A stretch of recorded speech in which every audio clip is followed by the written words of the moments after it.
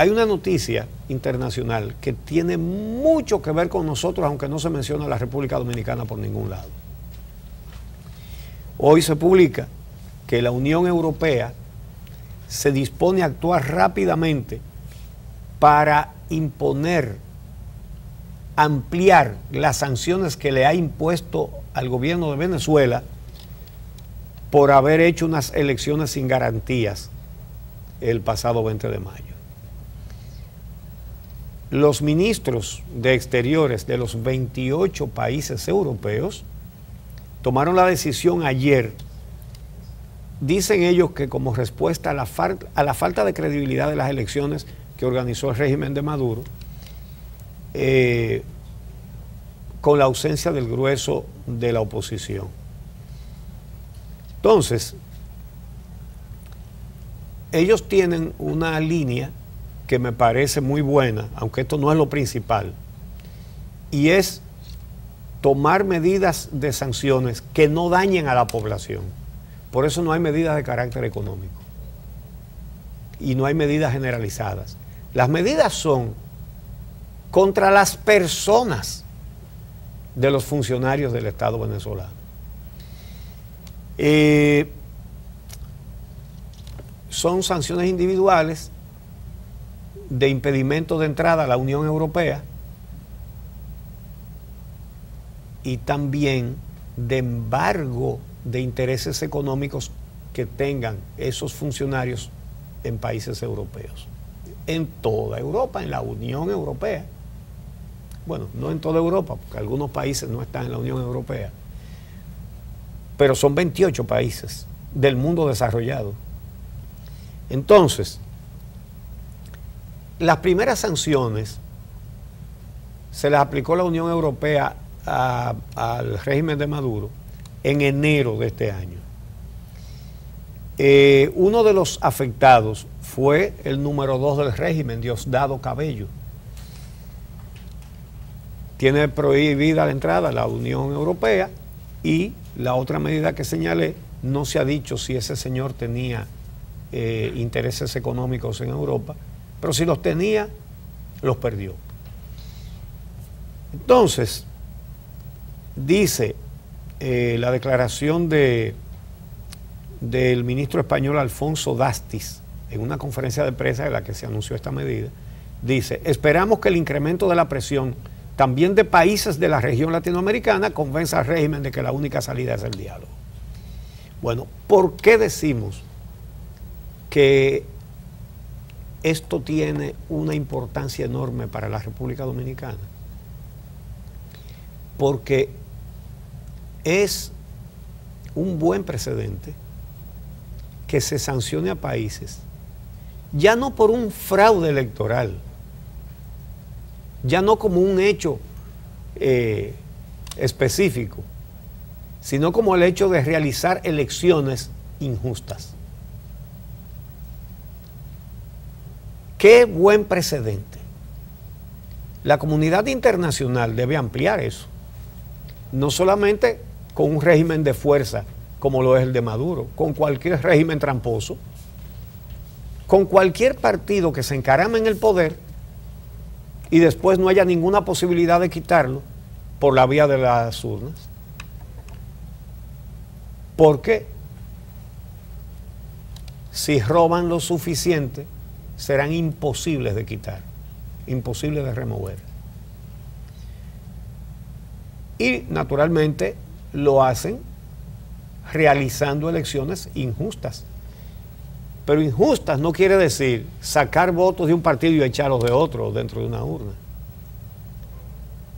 Eso es un extremo. Eso lo llegaron a hacer cuando Balaguer. No, es si usted organiza elecciones cerciorándose de que la competencia no sea justa, no sea equitativa. Usted recibe dinero sin límite de quien se lo quiera dar, pero además coge dinero del Estado, recursos del Estado, y lo emplea para promover una candidatura. O usa la propaganda oficial para promover un culto a la personalidad, que ya no es cosa del siglo XXI, un culto a la personalidad. Hemos estado viendo, y prácticas como esta, un hombre muy humilde le pidió algo al presidente y han hecho una publicidad enorme porque el presidente le dio lo que él quería. Eran creo que electrodomésticos o cosas así. Es decir, ahí está San Quién, ahí está este Mesías que toca a un paciente y lo sana, en este caso lo sana, no de miseria o de arranque, ¿verdad? Porque una persona toca a otra persona, hay una solución, entonces hay que adorarlo. De momento se organizan rezos.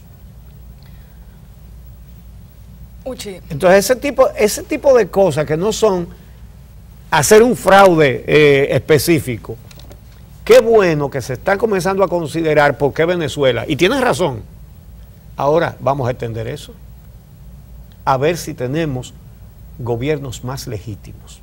Bueno, y antes de irnos a la pausa, Uchi, mencionar lo que está ocurriendo en España, porque a propósito de los criterios que a veces se utilizan aquí para dejar en libertad o no a la gente, ayer la Audiencia Nacional decidió enviar a prisión al ex tesorero del Partido Popular, así como a otros importantes dirigentes de esta organización política, por considerar que en el momento en que se ha emitido la sentencia que los manda a prisión por más de 30 años a cada uno, estamos hablando de Luis Bárcenas, que era el tesorero del Partido Popular, el exalcalde de Majadahonda, que es una comunidad de Madrid, Guillermo Ortega, y Alberto López Viejo, consejero de la Comunidad de Madrid.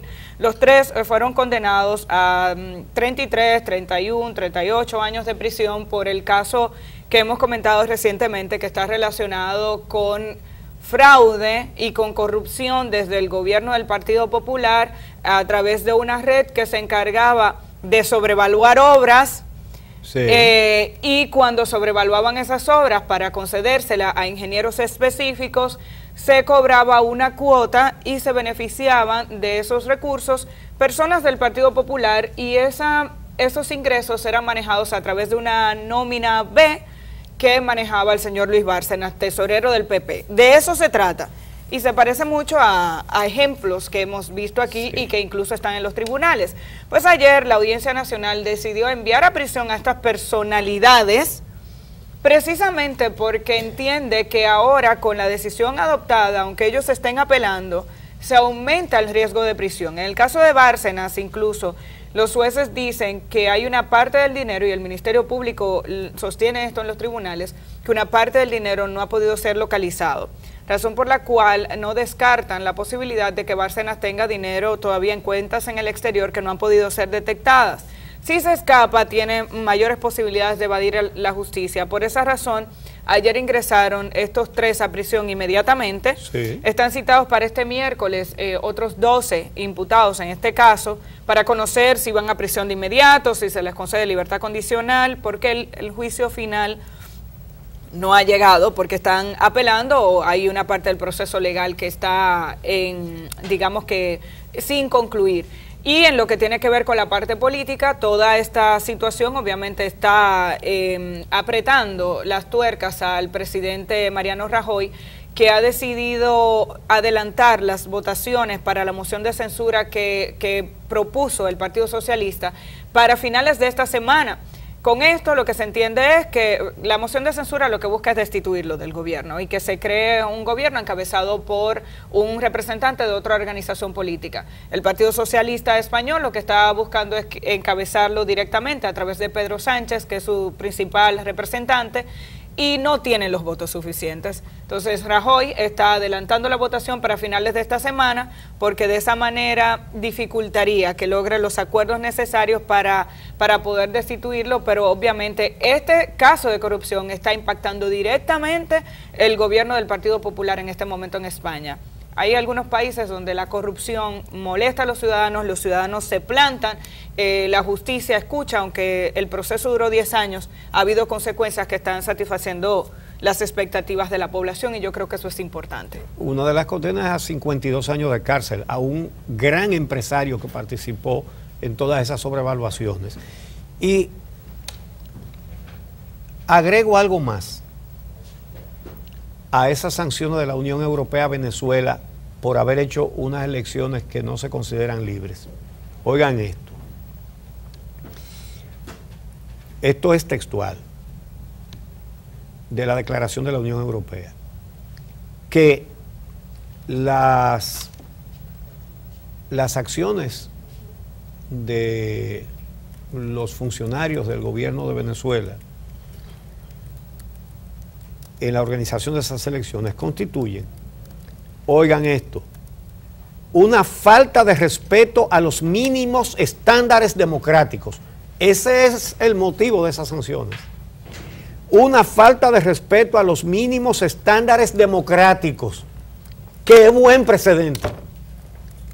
Repito, hay que ver más allá de Venezuela, porque eso lo van a encontrar, aquí lo van a encontrar. Pero además, que consideran que las elecciones venezolanas no fueron ni libres ni justas.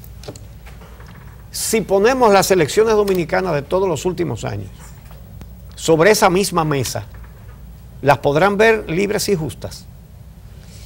Entonces, la comunidad internacional hace muy bien, en este caso la europea, en responsabilizarse de este asunto, pero tiene que avanzar más, ampliar su visión y entonces ver la falta de competencia justa en cualquier país, no solo en Venezuela.